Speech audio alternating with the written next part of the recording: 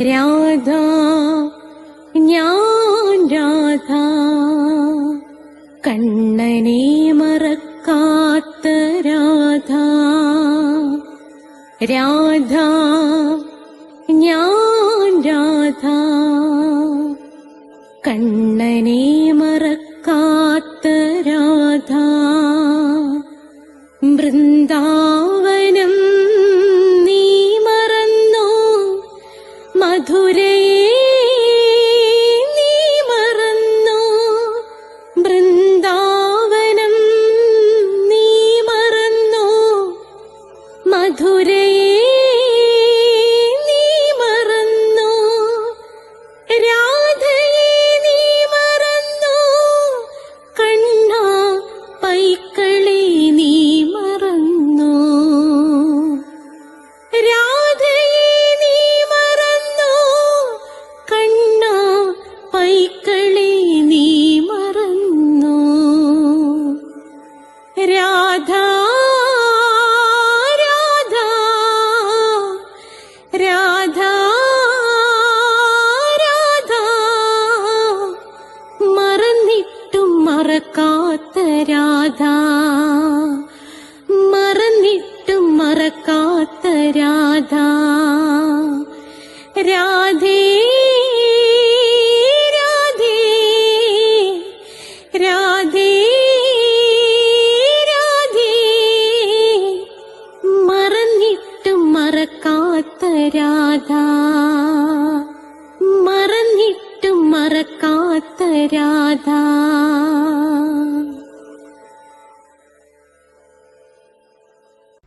രാധേ രാധേ ഓ രാധേ രാധേ, രാധേ രാധേ ഓ രാധേ രാധേ.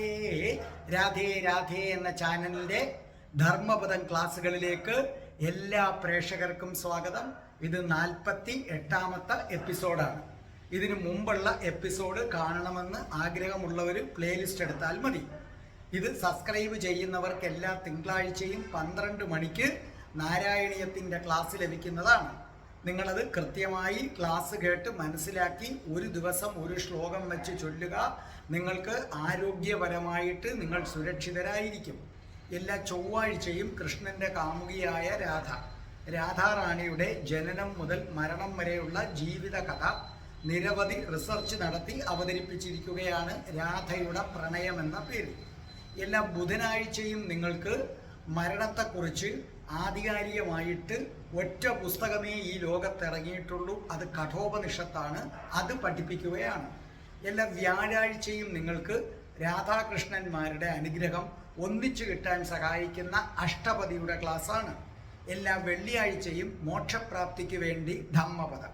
അതുകൂടാതെ ഇംഗ്ലീഷ് സംസാരിക്കാൻ ആഗ്രഹിക്കുന്നവർക്ക് സ്പോക്കൺ ഇംഗ്ലീഷിൻ്റെ ക്ലാസ് ഉണ്ട്. എൻ്റെ അടുത്ത് ചേർന്ന് പഠിക്കണമെന്ന് ആഗ്രഹമുള്ളവർക്ക് ഞാൻ കൊല്ലത്താണ്, നിങ്ങൾക്ക് ചേർന്ന് പഠിക്കാവുന്നതാണ്. ആൺകുട്ടികൾക്കും പെൺകുട്ടികൾക്കും താമസ സൗകര്യങ്ങളെല്ലാം ഉള്ളതാണ്. കണ്ണൂരിൽ നിന്നും കാസർഗോഡ് നിന്നും ഒക്കെ എനിക്ക് ദൂരത്തു നിന്നൊക്കെ കുട്ടികളുണ്ട്.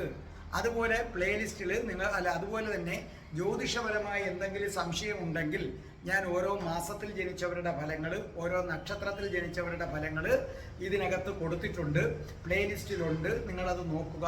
ജ്യോതിഷപരമായ എന്ത് സംശയത്തിനും ഡിസ്ക്രിപ്ഷൻ ബോക്സിൽ എൻ്റെ നമ്പറുണ്ട് 9645333999. നിങ്ങൾ എന്നെ വിളിച്ചാൽ മതി, തികച്ചും സൗജന്യമായിരിക്കും. പ്ലേലിസ്റ്റ് എടുത്തിട്ട് നിങ്ങൾ അഷ്ടാവക്ര ഗീത ഉറപ്പായിട്ടും കേൾക്കണേ. ഹിന്ദുക്കൾ അറിയേണ്ടവ എന്ന പ്ലേലിസ്റ്റിലെ ഹെഡിങ് നോക്കണം.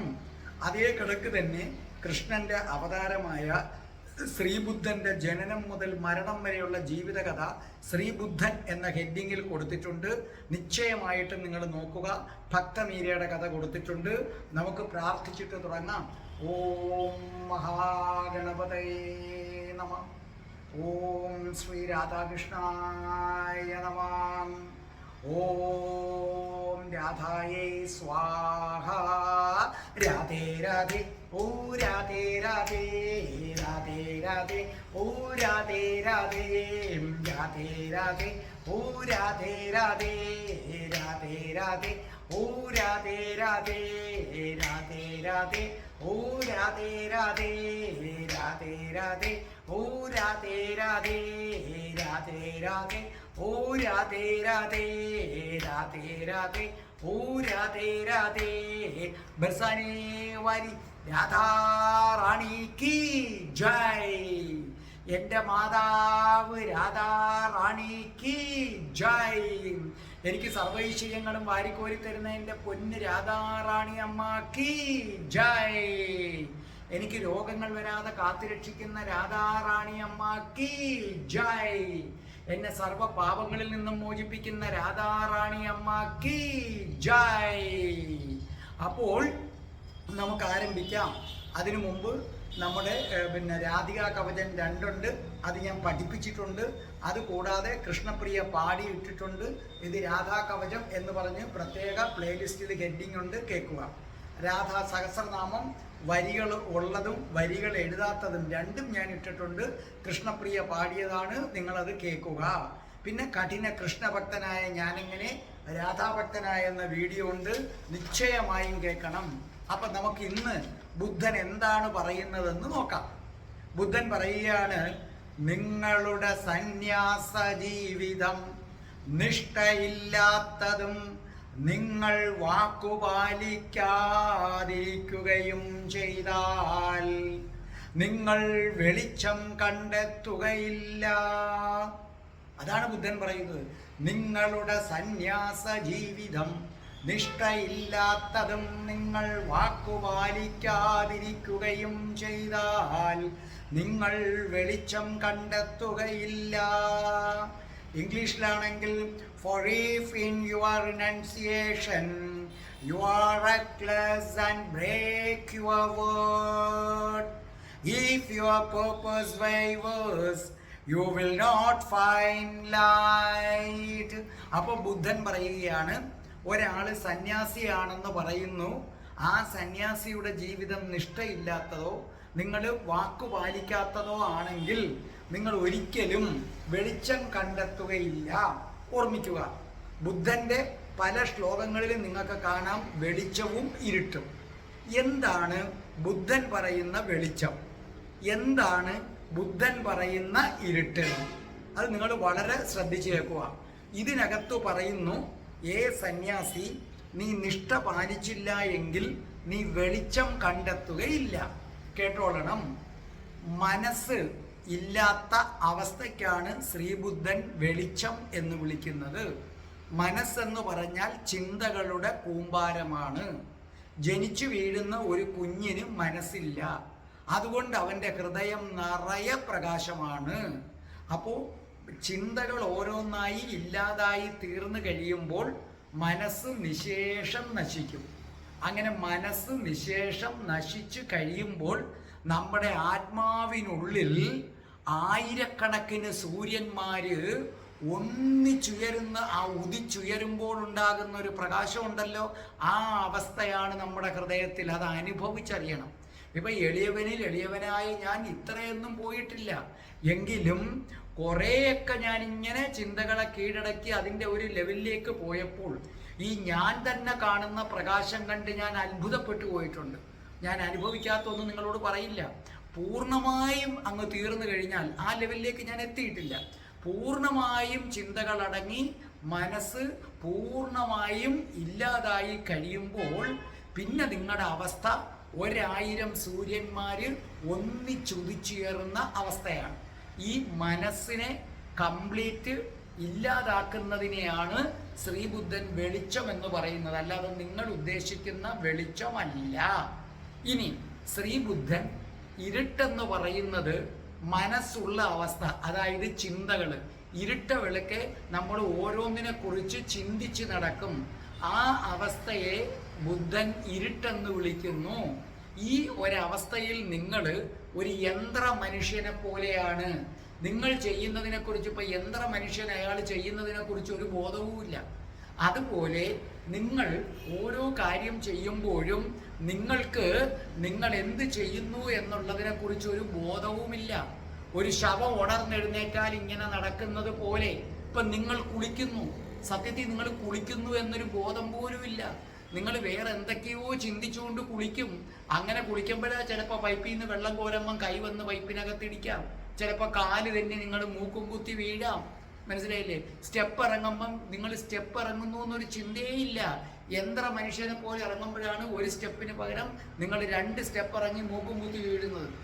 മലക്കറി അരിഞ്ഞുകൊണ്ടിരിക്കുമ്പോഴും നിങ്ങളൊരു യന്ത്ര മനുഷ്യനെ പോലെ വേറെന്തോ ചിന്തിച്ചുകൊണ്ട് അരിയുമ്പോഴാണ് നിങ്ങൾക്ക് കൈ മുറിയുന്നത്. അല്ലേ? ഗ്യാസ് പലരും ഓഫ് ചെയ്യുന്നതിന് പകരം തിരിച്ച് ഏറ്റവും കുറച്ച് വെക്കും. അങ്ങനെ വരുമ്പോഴാണ് അടുപ്പിൽ കിടക്കുന്നത് കരിഞ്ഞു പോകുന്നത്.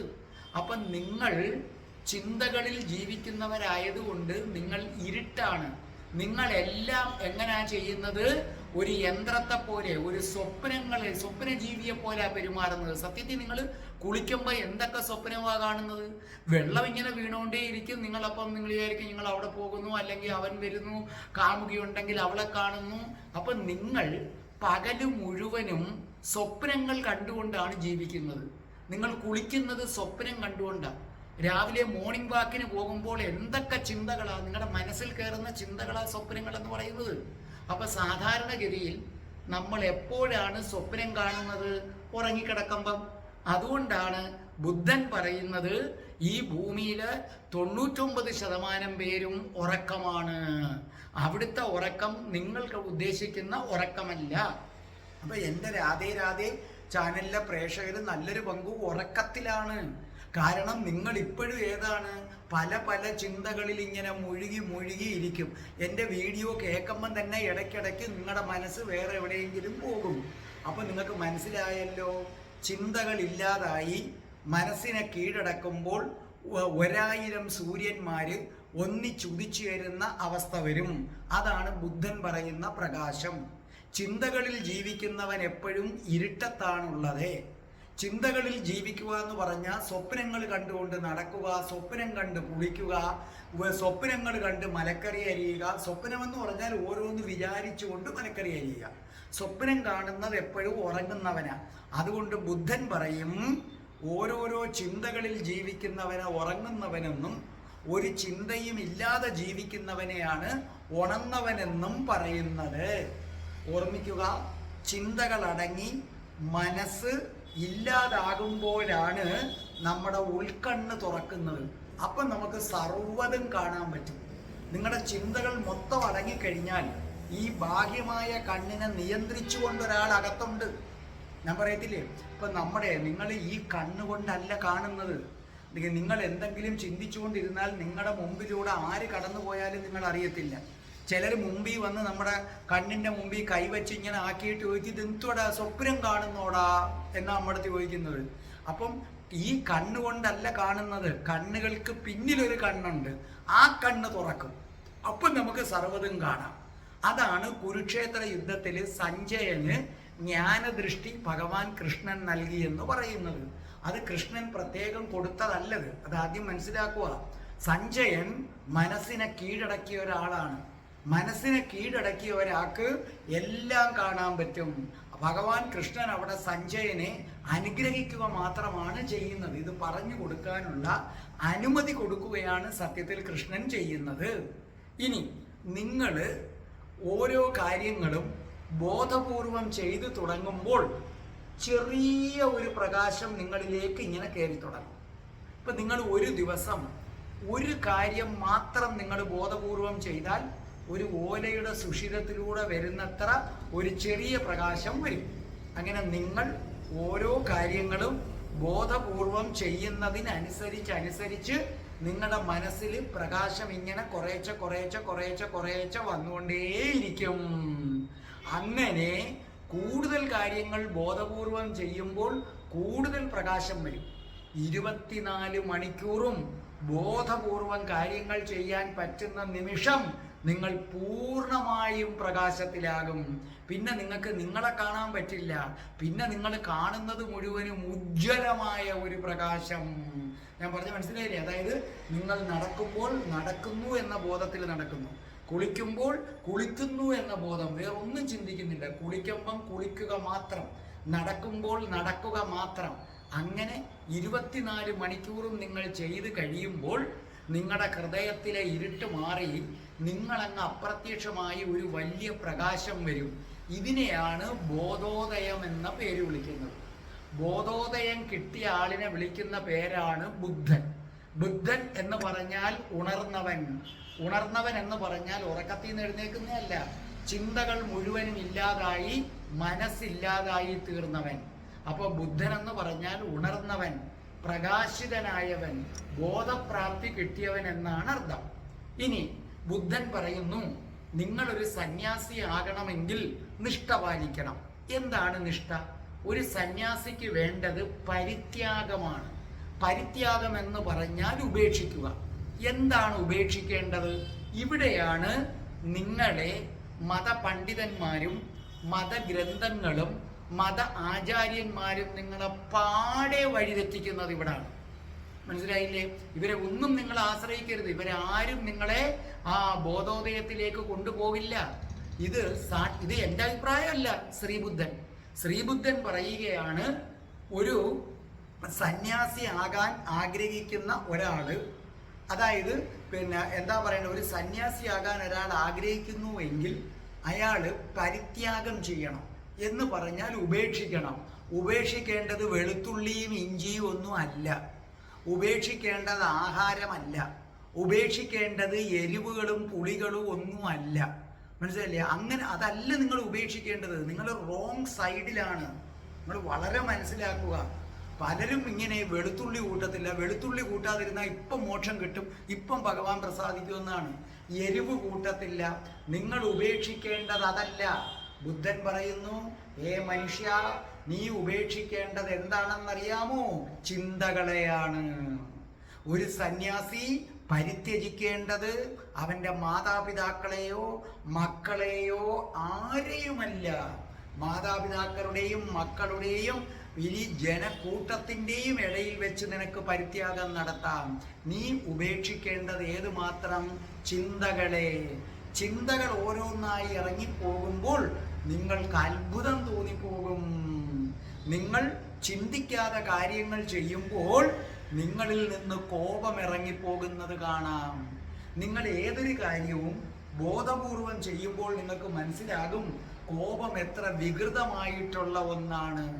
പിന്നെയോ ചിന്തിക്കാതെ കാര്യങ്ങൾ ചെയ്യുമ്പോൾ നിങ്ങളെ അത്ഭുതപ്പെടുത്തിക്കൊണ്ട് ലൈംഗികമായ ആഗ്രഹം ഇല്ലാതായി മാറുന്നത് കാണാം. നിങ്ങൾ പോലും അറിയത്തില്ല അതൊക്കെ എന്ത് മ്ലേച്ഛമാണെന്ന് നിങ്ങൾക്ക് തോന്നും. ലൈംഗികമായ ആഗ്രഹങ്ങൾ നിങ്ങൾക്കില്ലാതായി മാറും. കോപം എന്ന് പറയുന്നത് നിങ്ങൾക്കില്ലാതായി മാറും. ആഗ്രഹങ്ങൾ ഇല്ലാതായി മാറും. ഇതൊന്നും ബലം പ്രയോഗിച്ച് ചെയ്യണ്ട. നിങ്ങൾ ആകെ ചെയ്യേണ്ടത് ചിന്തകൾ ഇല്ലാതിരിക്കുക എന്ന് പറഞ്ഞാൽ, നിങ്ങൾ കുളിക്കുമ്പം വേറൊന്നും ചിന്തിക്കാതെ കുളിക്ക്, നടക്കുമ്പം അതിൽ മാത്രം ശ്രദ്ധിച്ച് നടക്ക്, അരിയുമ്പോൾ അത് മാത്രം, ഒരു പാട്ട് പാടുമ്പോൾ ആ പാട്ട് പാടുന്നതിൽ മാത്രം. ഞാൻ ദാ ഇപ്പൊ വീഡിയോ റെക്കോർഡ് ചെയ്യുമ്പോൾ വീഡിയോ റെക്കോർഡ് ചെയ്യുന്നത് മാത്രം. അങ്ങനെ ചെയ്താൽ നിങ്ങൾ അറിയാതെ നിങ്ങളിൽ നിന്ന് കോപം ഇറങ്ങിപ്പോകും, നിങ്ങളിൽ നിന്ന് ലൈംഗികമായ താല്പര്യം ഇറങ്ങിപ്പോകും. നിങ്ങൾ ഒരിക്കലും ചിന്തകളെയും മറ്റും ഉപേക്ഷിക്കേണ്ടത് ദൈവം ശിക്ഷിക്കുമെന്ന് ഭയന്നിട്ടാകരുത്. സ്വർഗം കണ്ടിട്ടോ നരകം കണ്ടിട്ടോ ദൈവത്തെ കാണാനോ അങ്ങനെ ഒന്നുമാകരുത്. പിന്നെയോ ആ പ്രകാശം അനുഭവിക്കാൻ, ഞാൻ ആരാണ്, ഞാൻ എവിടുന്ന് വന്നു, മരിച്ചു കഴിഞ്ഞാൽ ഞാൻ എങ്ങോട്ടേക്ക് പോകുന്നു, ഇതിനു വേണ്ടിയാണ്. അപ്പോൾ ബുദ്ധൻ ആദ്യം പറയുന്നൊരു കാര്യമുണ്ട്, നിങ്ങൾ എല്ലാ മതങ്ങളെ ഉപേക്ഷിച്ച് നിഷ്കളങ്കനാകുക. നിങ്ങൾ ക്രിസ്തു മതത്തെയും ഉപേക്ഷിക്കുക, നിങ്ങൾ ഹിന്ദു മതവും ഉപേക്ഷിക്കുക, ജൂതമതവും ഉപേക്ഷിക്കുക, ജൈനമതവും ഉപേക്ഷിക്കുക, സകല മതങ്ങളും ഉപേക്ഷിക്കുക, സകല മതഗ്രന്ഥങ്ങളും നിങ്ങൾ ഉപേക്ഷിക്കുക, എല്ലാ ആചാര്യന്മാരെയും നിങ്ങൾ ഉപേക്ഷിക്കുക. എന്നിട്ട് എന്ത് ചെയ്യുക? ഇപ്പം നിങ്ങളൊരു ഹിന്ദു ആണെങ്കിൽ മുൻവിധിയാണ്, പിന്നെ ഹിന്ദു ഗ്രന്ഥങ്ങളിൽ പറഞ്ഞതെല്ലാം ചെയ്യാൻ നിൽക്കും. ക്രിസ്ത്യാനിയാണെങ്കിൽ ക്രിസ്തു മതഗ്രന്ഥത്തിൽ പറഞ്ഞിരിക്കുന്നതെല്ലാം ചെയ്യാൻ നിൽക്കും. അതുകൊണ്ടാണ് ബുദ്ധൻ പറയുന്നത്, നിങ്ങൾ അതൊക്കെ ഉപേക്ഷിക്കുക, പാണ്ഡിത്യ കസർത്തുകളെല്ലാം നിർത്തിയതിനു ശേഷം നിങ്ങൾ ഒന്നു മാത്രം ചെയ്യുക, ചിന്തകളെ ഉപേക്ഷിക്കുക, ബോധപൂർവം കാര്യങ്ങൾ ചെയ്യുക. അങ്ങനെ വരുമ്പോൾ നിങ്ങളുടെ മനസ്സിലേക്ക് കുറേശ്ശെ പ്രകാശം കയറി വരും. നിങ്ങൾക്കറിയാം, നിങ്ങളുടെ ഈ നെഞ്ചിൻ്റെ ഈ ഭാഗത്ത് ഒരു പ്രകാശം ഇങ്ങനെ പരക്കുന്നത് നിങ്ങൾക്ക് അറിയാൻ പറ്റും. നിങ്ങൾ ബോധപൂർവം ഞാൻ പറഞ്ഞതുപോലെ ഏത് പ്രവൃത്തി, മോർണിംഗ് വാക്കിന് പോകുമ്പോൾ നമ്മൾ നടക്കാൻ പോകുന്നു, വിളക്ക് കത്തിക്കുമ്പോൾ അതിൽ രാധാ സഹസ്രനാമം ചൊല്ലുമ്പോൾ അത് ചൊല്ലി തീരുന്നത് വരെ രാധാറാണി അല്ലാതെ മറ്റൊന്നുമില്ല. അങ്ങനെ വരുമ്പോൾ നിങ്ങളുടെ നെഞ്ചിൻ്റെ ഈ ഭാഗത്ത് ഒരു പ്രകാശം പരക്കുന്നത് കാണാം. അങ്ങനെ 24 മണിക്കൂറും ഒന്നും ചിന്തിക്കാതെ നിങ്ങൾക്ക് ആ ബോധപൂർവം പ്രവർത്തികൾ ചെയ്യാൻ പറ്റുമ്പോൾ നിങ്ങൾ ഠിമ്മെന്നങ്ങ് അപ്രത്യക്ഷമാകും. പിന്നെ നിങ്ങൾ നിൽക്കുന്നിടത്തൊരു വലിയ പ്രകാശഗോളം കാണാൻ സാധിക്കും. പിന്നെ നിങ്ങളില്ല, നിങ്ങൾ മരണത്തിൽ നിന്ന് മുക്തനായി കഴിഞ്ഞു. ഈ ശരീരത്തെ പോലും നിങ്ങൾ കാണുന്നില്ല. പിന്നെ നിങ്ങൾ കാണുന്നത് ഒരു വലിയ പ്രകാശമായിരിക്കും. ആ പ്രകാശത്തിലാണ് നമ്മൾ എത്തിച്ചേരേണ്ടതെന്ന് ബുദ്ധൻ പറയുന്നു. നിങ്ങളും ഇന്ന് തൊട്ട് ആ പ്രകാശത്തിലേക്ക് എത്തിച്ചേരാൻ ശ്രമിക്കണം. ഒന്നുമില്ലെങ്കിലും ദിലീപ് സാർ കുറെ നാളായിട്ട് പറയുന്നില്ലേ, കുളിക്കുമ്പം കുളിക്കുക, തിന്നുമ്പം തിന്നുക, മലക്കറി അരിയുമ്പം മലക്കറി അരിയുക. ഈ സാറ് പറയുന്നതിൽ എന്തെങ്കിലും കാര്യമുണ്ടോ? അതോ ഇങ്ങനെ കള്ളത്തരം പറയുകയാണോ എന്ന് എന്നെ ടെസ്റ്റ് ചെയ്യാൻ വേണ്ടി എങ്കിലും നിങ്ങളൊന്ന് ട്രൈ ചെയ്ത് നോക്കിക്കള. ഞാൻ എത്രയോ നാളായിട്ട് പറയുന്നു, സത്യം പറഞ്ഞാൽ കുളിക്കുമ്പോൾ നിങ്ങൾ കുളിക്കണം. ഇത് കേട്ട് നിങ്ങൾ തന്നെ മടുത്ത്. പക്ഷെ മടുത്തെങ്കിലും നിങ്ങൾ വീണ്ടും കുളിമുറി കയറുമ്പോൾ എന്ത് ചെയ്യും? ഓരോന്ന് ചിന്തിക്കും. അപ്പോൾ ബുദ്ധൻ പറഞ്ഞതുപോലെ ബോധപൂർവം നിങ്ങൾ കാര്യങ്ങൾ ചെയ്യുക. അപ്പം നിങ്ങളുടെ ഹൃദയത്തിലേക്ക് പ്രകാശം വരും. ഒരു ദിവസം വരുമ്പോൾ നിങ്ങളുടെ ഈ ശരീരം നിൽക്കുന്ന സ്ഥാനത്ത് ഒരു വലിയ പ്രകാശഗോളം കാണും. ശരീരമേ നിങ്ങൾ കാണില്ല, നിങ്ങളുടെ ശരീരം അവിടെ നിൽപ്പുണ്ട്, മറ്റുള്ളവർ കാണും. നിങ്ങൾ കാണുന്നത് ഒരു വലിയ പ്രകാശഗോളം. ആ പ്രകാശഗോളത്തിൽ നിങ്ങൾ ഈ പ്രപഞ്ച രഹസ്യങ്ങൾ കാണും. ജനന രഹസ്യം, മരണ രഹസ്യം, അമ്മയുടെ ഗർഭപാത്രത്തിലേക്ക് വീഴുന്നതിന് മുമ്പ് നിങ്ങൾ എവിടെ ആയിരുന്നു, ഇനി മരിച്ചു കഴിഞ്ഞാൽ ഈ ശരീരത്തിൽ നിന്ന് ഇറങ്ങിയാൽ എങ്ങോട്ടേക്ക് പോകുന്നു, അത് മുഴുവനും നിങ്ങളുടെ മുന്നിൽ ഒരു സിനിമാ സ്ക്രീനിൽ എന്നതുപോലെ തെളിഞ്ഞു വരും. ആ പ്രകാശത്തിലേക്ക് എത്താൻ നിങ്ങളെ ഭഗവാൻ അനുഗ്രഹിക്കട്ടെ. നിങ്ങൾ നിൽക്കുന്ന സ്ഥലത്തൊരു പ്രകാശ ഗോളം കണ്ട് ജനന മരണ രഹസ്യങ്ങൾ ഈ ജന്മം തന്നെ നിങ്ങൾക്ക് കണ്ടെത്താൻ കഴിയട്ടെ. രാധേ രാധേ, ഓ രാധേ രാധേ, രാധേ രാധേ, ഓ രാധേ രാധേ, രാധേ രാധേ, ഓ രാധേ രാധേ, രാധേ രാധേ, ഓ രാധേ രാധേ, രാധേ രാധേ, ഓ രാധേ രാധേ, രാധേ രാധേ, ഓ രാധേ രാധേ. ഓം ശ്രീം ഹ്രീം ക്ലീം ഐം രം രാസേശ്വരി രാധികായേ സ്വാഹ.